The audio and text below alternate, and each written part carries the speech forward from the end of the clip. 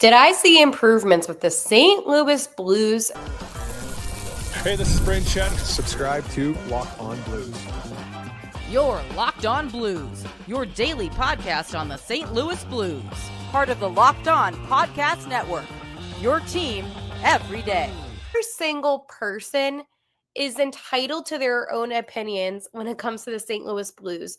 I'm just opening up a conversation that you and I can have, but you don't have to agree with me, and I don't have to agree with you. But what I am going to do is I am going to let you know why I feel a certain way. Because there was a really interesting post on NHL Media on Instagram, and this is from Mike Kelly, and it says, the St. Louis Blues, I think they're going to be a playoff contender. I simply commented, no. 2 letters, 1 word, no. And I got a comment saying that I am the host of this podcast, which I am, and that I shouldn't have said that. And I said, I don't feel good about what I'm seeing. The past 2 games were good, but I need consistency. We also have Jordan Kyrou, who is now out too.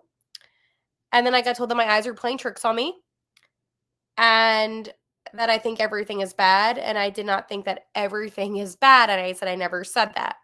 So being said, I had a little bit of a Twitter beef today, or Instagram beef. Usually it's Twitter beef. But I want to go back on that because I think it's really easy for anybody to get all excited again about their team. Yes, I know that the Blues are very close to 500. And again, it just goes to show that right now, the West, it's not so good. You look at both the Central and the Pacific, not so good. But what's interesting about this, right, is that we're ignoring the fact in this conversation that Jordan Kyrou is going to be day-to-day. While he, yes, avoids serious injury, week to week. He was going to be day-to-day, now it's week to week. But that's still a concern not to have him in the lineup, right? And I think that it's not fair for me as the host of this podcast to say, yes, I feel confident that this is a playoff team when they haven't shown me that. And I said I want to see more consistency. I think if they played the way that they did against the 2 Canadian teams, Ottawa and Montreal, I would feel a lot better about the Blues going forward and maybe having that conversation. And we'll talk about it, don't worry. But right now in this moment, I don't see the Blues in the playoffs. And I don't get how that is me being a bad host. I don't get how that's me not representing our fan base. I don't get that because it's my opinion. It's like, I don't know if anybody knows that meme where it's like, that's my opinion. But it's literally my opinion. And this season, I haven't really seen much good. I've seen a lot of bad, right? But I haven't seen much good. And this season's just been so disappointing for all of us, for me, for you, and even for the players on the team. And right now, this is a team, as I said, that's nearing that 500. They're sitting right now at a 483 win percentage. So again, right below 500. It's still not great on the power play, only 19%. PK's better at 77%. But right now, offense with goals scored, they're in the bottom third. Defense with goals against, also in the bottom. And this is what I'm saying. It's, if you want me to say, based on no facts, no stats, and make up something to make you feel happy, of course I can say, yeah, this is a playoff team. The reality is they're not at the moment. And they're not going to be until they prove that they are. And Braden Shen said something really interesting last season. I had to go back on my notes, and I did a lot of research on today's episode because I had to go back and listen to a few things. So at the end of the season pressers from last season, after that disappointing Game 7 double OT loss, yep, that did happen, in the first round of the playoffs to the Winnipeg Jets, Braden Shen said, we're not a playoff contending team. until we're in the playoffs and we're contending. And the reason why I bring that up right now is because I think that we are looking for something positive, right? We're looking for something to believe in because how bad and how frustrating this season has been. And I get it because I have been thinking about the draft. That's my happy place. If I'm frustrated, I just think draft, I think prospects, and I'm solid. I'm good. But I think with these 2 games over the weekend, yeah, did it give us some false hope? And I'm going to say absolutely because, again, we haven't seen Bennington have that great of a season. Joel Hofer has been improving, but it's not consistent. And I'm filming this during the Boston game. I'm doing both because, again, I'm a multitasking queen. That I know, lame. And the Blues had a 1-0 lead at the end of the first because of Robert Thomas. And then now at the end of the second, the Bruins were able to make it 2-1. And Hofer, I mean, he's had some amazing saves, but right now, with only a couple minutes remaining in the second, the Bruins have 24 shots on goal compared to the Blues' 13. So, oh, and I did predict the correct goalies, by the way. But the point that I'm trying to make is, and that I'm trying to explain as best as I can, is that the defense needs work. The offense needs work. Both of the goalies need to prove that they can be more consistent. I just feel like it's so irresponsible to have me saying something positive because you would want it to be a different scenario. I mean, I'm looking at these comments. Other people agree with me.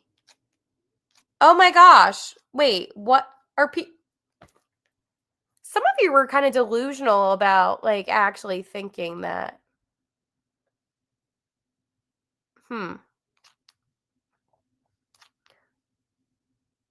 Belief is a powerful thing.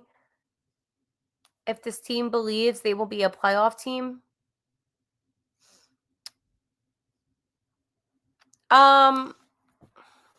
That's not how it works. I'm sorry, it's not. Yeah, I don't believe that this group of guys is going to get the Blues to the playoffs. Again, this is my team. I want them to go to the playoffs, okay?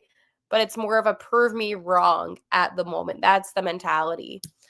Uh, I have a really difficult time understanding how we can think so irresponsibly. Okay? Because we know the facts of the season. They're ranking in the worst of the worst when it comes to all the different, stats, whether it's goals against, whether it's goals this season, all of it. And people have the audacity to say, all this team needs to do is believe in themselves. I think there's more fundamental issues that this team has other than that. Just a wild guess based off of how the season is going. But I mean, hey, if that's what you want to tell yourself to feel better, all to you, power to you. I mean, like, again, I'm not going to live in this state of delusion, but I don't say that to be condescending. I'm saying that because I don't get why I'm getting attacked for stating the obvious that this is not a playoff team. I don't know why that's a bad opinion because I do a podcast. Doesn't make sense to me. I don't know when this team is going to turn things around. Every single time I think that they're turning things around, they just take 5 steps back. And I think after last weekend, when we saw them win the 2 Canadian games against Ottawa and Montreal, I felt a little bit more optimistic. I felt like there was some hope. I didn't think that this team was back, so to say, but I felt like, you know what? This is the type of playing I'm used to seeing. I'm used to seeing Binnington have a solid performance in net. I'm used to seeing Joel Hofer actually look very promising. I'm used to seeing good things on the ice. I mean, Braden Shen had a great weekend, and now I am just back to where I was prior to last weekend of when is this team going to win again? And I'm not saying these like 3-2 wins. I'm saying, when is this team going to actually dominate in a game? Because I feel like we're not seeing that, and I don't feel like we're going to see that. And what I mean by that is this. This is a Blues team right now that doesn't have any life to them, okay? They look pulseless on the ice. And I'm not trying to be rude, I'm not trying to be negative, but I mean, it is embarrassing. And it comes to a point where you truly need to ask yourself, what is going on with this team? What is going on? I mean, again, the defense is relatively healthy, but yet they look horrendous. And I love Robbie. I'm happy that he's back, but there's no reason why he is playing the best offensively. Like, it just doesn't make sense. It doesn't make sense. And I'm very frustrated. I'm very disappointed. I'm not even optimistic at this point. Am I optimistic in getting a good draft pick? I sure hope so. But it's coming to the point where I truly don't know how you can rearrange the players that you already have in this system to make this work. We saw big trades go down today with the Oilers and the Penguins, and Stuart Skinner is not going to be a Blue, so we can all, again, deep breaths out. Didn't happen. Thank you, hockey gods. But I question Doug Armstrong and his decision making. Because my question, it's kind of simple. It's actually fairly simple. But Doug, why haven't you made any moves that are going to help better this team? And if you're saying, well, bringing back Robbie, okay, that's great. Fabry is great. And I'm happy that he's back. It's nice to see him in the Blue Note again. But that's not going to be the solution to this team, like, going forward. And I feel like when I say things like this, people assume that I'm negative, and I don't want to be negative. I am trying to be realistic that I don't see anything changing for this team. I haven't seen anything from Cam Fowler. And again, not trying to be negative, but realistically, what have we seen from Cam? We haven't. Like, we haven't seen a lot from a lot of players. And I just don't see this team getting their act together unless they make a trade. And it's embarrassing. It's everything that you don't want to happen is happening to the Blues right now. And, I wasn't trying to bash Binnington last night after the game when I was doing my post-game reaction, but it comes to a point where you have to kind of stop saying that Binnington deserves better, and that, because at the end of the day, some of these saves he could have made. Now, would the game have changed? Absolutely not. They would have probably still lost. But again, he doesn't look the same in net. But again, I know that he has no defense protecting him. So there's also that. Essentially, everything is bad with this team right now. And I don't know what's it going to be. I don't know. I don't know what they're going to do. I don't have the answer, because right now, when it comes to the St. Louis Blues, you can't trust them. You can't trust the St. Louis Blues right now. You can't trust anybody on this team to step up, because they literally haven't. And, you say you don't want to lose to bad teams, but yet you lose to the Nashville Predators. So that only kind of makes me even more confused as to what is going on, because it's a complete joke. It is a complete joke right now. And, like, what are we doing here? And I know I repeat myself a lot, but man, like, they're playing the Blackhawks tonight, and the Blackhawks have been playing a lot better than the Blues. Actually, most teams have played a lot better than the Blues, and I just want to talk about that game really fast, because I know it's almost close to puck drop, but I just want to give my official game day preview, even though, again, we are close to puck drop. And, but I have to tell you, like, the Blues really do need to just keep it 100 with themselves, and you can't leave the net open. You can't do any of that. Neil, I do expect to see Robbie Fabry do some more positive things on the ice tonight. I don't think that it's going to be like that's all season with him. He played a very good game last night, but I do expect him to just have a little bit more contribution in this game. Okay. But again, I mean, this is a game right now where, again, 4-game homestand back in the Lou. You need to do something because right now this is not good. I mean, your power play dropped down to 19%. The PK is at 77.8%. And I'm not saying that the Blackhawks are so much better, but their power play is at 22% and their PK is at 83%. So it's definitely like better, right, than the Blues, but at the same time, it's still not great. And here's the other issue, right? And I can't believe they came to my city already, and I spoke to them this season because it's really so frustrating. But I just want to tell you the lines that we saw yesterday, and that we can maybe see if this is going to be the lines for tonight, because we don't know what the lines for tonight are going to be. But last night on that first line, it was Robert Thomas centering to the left, Jake to the right, Pavel Bushi. Second line centering, it's Braden Shen. To the left, it's Holloway. To the right, it's Mojo. Third line, Dvorsky centering, Suter to the left, and Fabry to the right. Finally, well, the fourth line doesn't really count. Sonny was centering. Hugh McGing was to the left. And they sent Kaz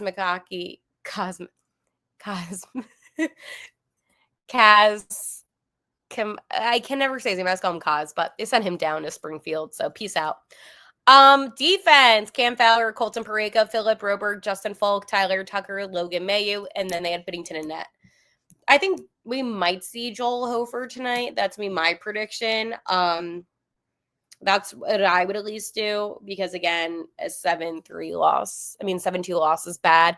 And I know Binnington didn't play in the final frame, but still, like, you allowed 6 goals in net. I wouldn't personally start Binnington. Other than that, this is a really bad team. like it's not good. Okay. Well, you know what is good, my friends over at Gametime? The World Cup is coming back to North America for the first time since 1994. And with 48 teams for the first time ever, it's going to be massive.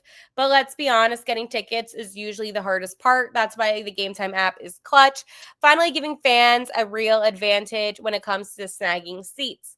With Gametime, you can track price drops in real time, get alerts when great seats open, and buy tickets the moment they hit the app.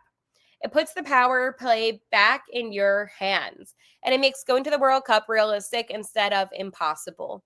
You pull up the app, and you can just see how it is so simple to use. And again, you can see your seat view. You can see the total price, including fees before checkout. So again, the Gametime app is super simple to navigate. So take the guesswork out of buying World Cup tickets and every match, concert, or event with Gametime. Download the Gametime app, create an account, and use code LOCKEDONNHL for $20 off your first purchase. Terms apply. Again, download the app, make an account, and use code LOCKEDONNHL for $20 off. Swipe, tap, ticket, go, Gametime. Atrocious, and there's no doubt about that. But the offense, to be blunt, it's not like it's been much better. And this is a team where, on paper, and I will still say this, on paper, they should be a better team than Buffalo. And a couple people didn't know what I meant by that. And what I mean is this. I have watched Alex Lyon for many years in net on a different team. And in no way am I trying to be disrespectful, but if you think he is a better goalie than a Joel Hofer or Jordan Binnington, that's your opinion, and you can think that. I personally don't think that. That's number one. Number two, the Blues still have a lot of offensive talent. Robert Thomas, Jordan Kyrou, and Kyrou just came back too, by the way. Holloway, who's out. I mean, there are so many talented players on the Blues that I feel as if we don't really talk about the guys that are injured because they're not actively playing. So that's going against the Blues as it is. Defensively, I'll give it to Buffalo. They played a lot better defensively. Yeah, I can't defend the Blues defense. I can't. I guess I could say, well, they have Colton Parayko, and Parayko actually played a much better game than I thought he would have played because he hasn't been that consistent this season. But nonetheless, there isn't that much positive when it comes to defense. Maybe you can throw in a Philip Broberg, maybe. But I also thought, by the way, I know this is offense, but I thought Robbie Fabry had a really good game last night. So again, good and bad. For Buffalo, I mean, what we're seeing right now with the Sabres is so unreal. And I just can't help but wonder, and maybe this is because I'm like a Debbie Downer because I'm a Blues fan, but I can't help but wonder, when is the downfall going to happen? And by the downfall, I don't mean that they're going to have an awful rest of the season, but when is this win streak going to end? Now, I asked this because I really thought the Blues were going to be the team that would snap that, and they didn't. And if anything, that goal that Zach Benson had to give Buffalo the lead, man, it was such a great goal. No, they had the lead. No, it was tied. It was tied. That was the lead. Zach Benson's goal was the lead. And I wanted Zach Benson for such a long time to be on the Blues, and then he was drafted by Buffalo. So nonetheless, it did not work out. But the Blues, they also will be playing against a team tomorrow night within the Colorado Avalanche. And the Avalanche, I want to remind you, my friends, right now have an 8-game win streak.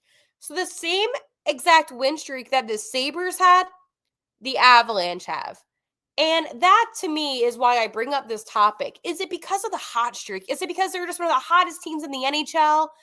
Or is it just because the Blues are hurting themselves? Because the Blues played the hockey that we saw at the end of last season, that we saw bits and pieces of this season. 100% they would have been able to beat the Sabres. I believe that. But with the Blues and their mistakes and the turnovers and the penalties, I mean, all of it goes against them. And they're never going to be a successful hockey team while making these mistakes.